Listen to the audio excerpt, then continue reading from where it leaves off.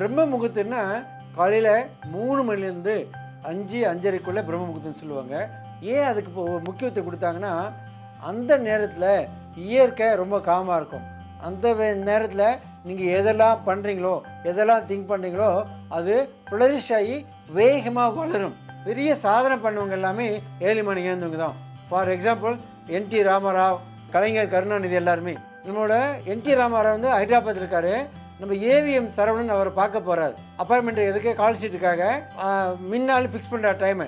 Sir எத்தனை மணிக்கு நான் வரட்டுன்னு சொல்லிட்டு 4 மணிக்கு வர சொல்லி சொல்கிறாரு. சார் நான் ஈவினிங் 4 மணிக்கு வந்து சொல்லிட்டு சரவணன் சொல்கிறாரு. ஆனால் என்டி ராமராவ் சொல்லுங்க காலையில் 4 மணிக்கு வாங்க. இவர் எங்கே சினிமாக்காரன் எங்கே குடிச்சிட்டு படுத்து கிடக்க போகிறாருன்னுச்சிட்டு நம்பிக்கை இல்லாமல் இவர் போகிறார். ஆனால் அவர் பெரிய ஸ்டார், போகலன்னு அப்பாயின்மெண்ட் கால் ஷீட் கிடைக்காதுன்றதுனால அவர் போகிறாரு. போய் பார்த்தா அங்கே சோஃபாவில் குளிச்சுட்டு திருநெல்லாம் வச்சுக்கிட்டு அசான போக உட்காந்துருக்காரு என்டி ராமராவ்.